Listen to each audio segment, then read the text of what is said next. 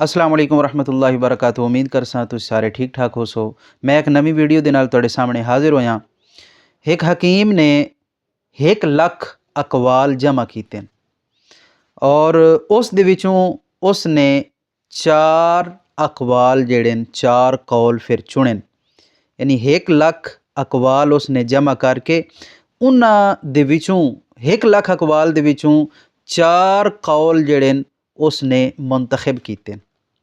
अच्छा, ये 4 कौल हुण मैं तुहाडे सामने शेयर करने, तुसा दसना बई वाकई ये उसने कौल सारे ठीक चुने या इन्हां दे विच कोई उसने गलत बयानी कीती।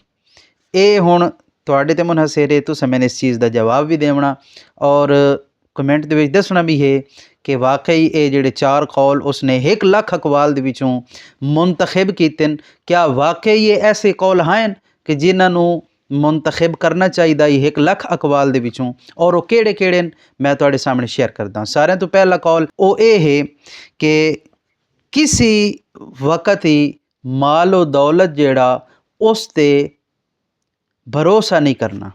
मालो दौलत जेड़ा ना, मालो दौलत दी आस ते बंदे नू खुशी नहीं मनावनी चाहिए कि मेरे कोल इतना माल है, मेरे कोल इतनी दौलत है, मेरे कोल इतना पैसा।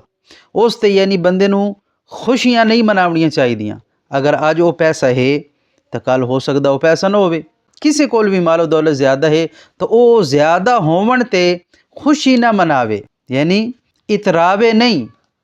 मालो दौलत है मेरे को इतना पैसा, वो इस ते इतरावे नहीं। एक कौल है। एक और दूसरा कौल जेड़ा वादा कि जेड़ा इल्म तुहान फ़ायदा न देवे उस इल्म नू इख्तियार ही ना करो। यानी जेड़ा इल्म तुहान फ़ायदा नहीं देंदा, जिस चीज़ का जानना तुहान फ़ायदा नहीं देंदा, उस नू तुसीं जानो ही नहीं, वो हासिल ही ना करो, उस नू सीखो ही नहीं। यानी जिस चीज़ तो तुसा फ़ायदा ही नहीं हासिल कर सकना उस नू तुसीं सीखो ही नहीं। ये दूसरा कौल। फिर एक तीसरा कौल है कि अपने मेदे नू ममनू ग़िज़ा दे नाल न भरो। यानी जेड़ा तुहाडा मेदा है इस दे अंदर अपने पेट दे अंदर जेड़ी ग़िज़ा तुहान मना है वो दे नाल तुसीं अपने पेट नू ना भरो। तीसरा कौल है।